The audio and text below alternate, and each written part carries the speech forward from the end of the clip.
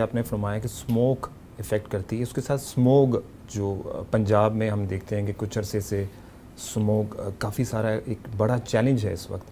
Health کے حوالے سے بتائیے کہ ویسے تو پھیپھڑوں کے حوالے سے اسموگ خطرناک ہے ہی، دل کے حوالے سے بھی اسموگ اپنے اثرات مرتب کر رہی ہے انسانی دل پر. ایگزیکٹلی جسم ایک سسٹمیٹک جسم چیزیں ہوتی ہیں، بیماریاں سسٹیمک ہوتی ہیں. مطلب یہ کہ آپ جسم کے ایک حصے کو اگر وہ نقصان دہ پہنچاتی ہیں تو دوسرے حصے کو بھی نقصان دہ پہنچاتی ہے. اور اسموک بہت بڑا ایلیمنٹ ہے کہ جیسے آلریڈی میں ڈسکس کر چکا ہوں کہ 45 سال میں ہمارے جو مین ورک فورس ہے، ہمارے جو ہماری فیمیل ہیں 55 ایئر میں، اور ہمارے جو میل ہیں ان کو 45 سال میں دل کی تکلیف ہو رہی ہے. اور یہ وہ میل ہیں جو سول بلیڈ ارنر ہیں. انہوں نے کمانا بھی ہے، انہوں نے اپنے بچوں کا فیوچر بھی بنانا ہے. جو بھی گھر یعنی جو آپ کے میجر معاملات زندگی کے شروع ہوتے ہیں وہ 45 سے 50-55 میں شروع ہوتے ہیں، اور خواتین کے لیے بھی.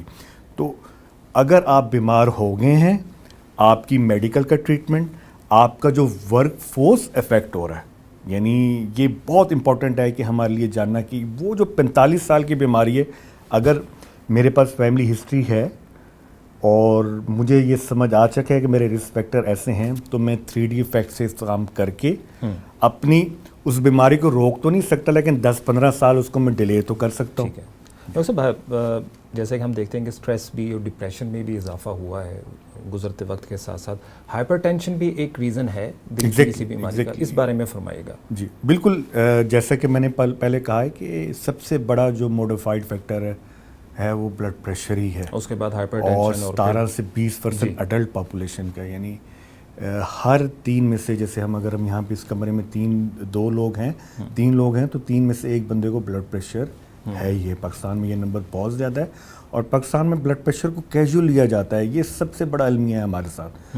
ہمیں فوکس کرنا ہے کہ ہم نے کیسے 3 چیزوں کے ساتھ بلڈ پریشر کو ٹریٹ کرنا ہے: دوائیوں کے ساتھ، ڈائٹ کے ساتھ، اور ایکسرسائز کے ساتھ. ڈاکٹر صاحب ریئلائزیشن کی بات بھی ہے. عمومی طور پہ جو عام مریض ہے، عام شخص ہے جسے اس سے پہلے دل کا مرض نہیں لاحق ہوا، سم ٹائم ہم دیکھتے ہیں کہ لیفٹ سائڈ پہ پین ہو رہا ہے تو لوگ بہت فار گرانٹیڈ لیتے ہیں. کچھ لوگ کہتے ہیں کہ گیس ہے مجھے، اور وہ ٹرائز کرتے رہتے ہیں لائک ڈفرینٹ، اگر کہا تو کولڈ ڈرنک پی لی، کچھ سوڈا پی لیا، اور جب پین بڑھ گیا تو پھر سب نے کہا کہ آپ اس کو ہاسپٹل لے جاؤ. یہ جو عام پبلک کے اندر یہ ہے کہ پہلے جب پین ہوا ہے آپ کو تو آپ تو گھر پہ ٹوٹکے کرتے جا رہے ہیں اور آپ سوچ رہے ہیں کہ ٹھیک ہو جائے گا خود ہی. ایسے بھی کیسز سامنے آتے ہیں جنہوں نے خود ہی کیس بگاڑ دیا اور لیٹ پہنچے ٹوٹکوں کے بعد. I agree with you. آپ سے میں متفق ہوں کہ لوگوں کو سمجھ نہیں، آگاہی نہیں ہے. 2 چیزیں ہیں کہ میں بتا چلوں کہ جو دل کا درد ہے ٹوٹلی ڈفرینٹ ہے. دل کا درد ایک دباؤ ہوتا ہے جو چھاتی میں ہوتا ہے. یہ جلن نہیں ہوتی، یہ چبھن نہیں ہوتی. اگر آپ کو چھاتی میں دباؤ ہوتا ہے اور آپ میں وہ رسک فیکٹر ہیں جو آلریڈی ہم نے ڈسکس کیے ہیں، تو آپ کو سیریسلی کنسلٹیشن کرنا چاہیے، آپ کو وہ فالو اپ کرنا چاہیے. ٹھیک ہے، ہم بڑے شہروں میں ہمارے پاس ٹائم بہت امپورٹنٹ ہے. اگر آپ کو دل کی تکلیف ہوئی، ہم دل کی تکلیف کی بات کر رہے ہیں، انجائنا کی، ہم ابھی دل کے دورے کی بات نہیں کر رہے. اگر آپ کو دل کا دورہ پڑتا ہے تو لائف تھریٹنگ ایمرجنسی ہے، اور آپ نے گورنمنٹ سیکٹر میں جلد سے جلد پہنچ کے ایک وہ اسٹرپٹوکائنیز خون پتلا کرنے والا انجیکشن ہے وہ لگواتے ہیں. کچھ انجائنا ہوتا ہے جو ریلیو ہوتا ہے، جیسے ہم نا ڈسپرین کو کہا جاتا ہے کہ جو چھوٹے شہروں کے قصبے ہیں ان میں کہا جاتا ہے کہ پور مین اسٹرپٹوکائنیز، کہ آپ نے ڈسپرین کی ایک 300 ملی گرام کی گولی کھا لینی ہے. ٹھیک ہے، ہمیں اویئرنیس دینی پڑے گی، ہمیں عوام کو بتانا پڑے گا کہ آپ اسموکر ہیں. آپ کو کچھ چیسٹ پین ایسی ہوتی ہے جو ٹپیکل نہیں ہوتی. ٹھیک ہے، لیکن اگر ان لوگوں میں وہ رسک فیکٹر ہیں، یعنی فار ایگزامپل مجھے کمر میں درد ہو رہا ہے، مجھے جبڑے میں درد ہو رہا ہے، مجھے بازو میں درد ہو رہا ہے، اور کانسٹنٹلی آن اینڈ آف ہو رہا ہے، ایگزرشن پہ ہو رہا ہے، مطلب کچھ کام کرنے پہ ہو رہا ہے، تو اور مجھ میں اگر یہ رسک فیکٹر ہیں جو آلریڈی ہم ڈسکس کیے کہ مجھے شوگر ہے، بلڈ پریشر ہے، ڈائبٹیز ہے، میں میل ہوں 45 سے ابو، میں فیمیل ہوں 55 سے ابو، میں اسموکر ہوں، اور مجھے یہ آن اینڈ آف ایک اے ٹیپیکل جس کو ہم کہتے ہیں کہ مخصوص درد نہیں ہے دل کا، لیکن مجھے بار بار ہو رہا ہے، تو میری یہی ریکمنڈیشن ہے کہ آپ کو سیریسلی کنسلٹیشن کرنا چاہیے.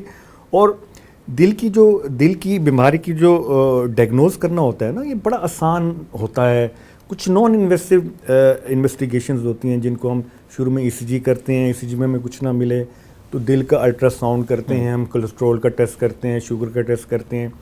ان چیزوں میں بھی کچھ نہ ملے تو پھر ہم انویسیو پروسیجر کرتے ہیں جس کو ہم کرونری اینجیوگرام کہتے ہیں.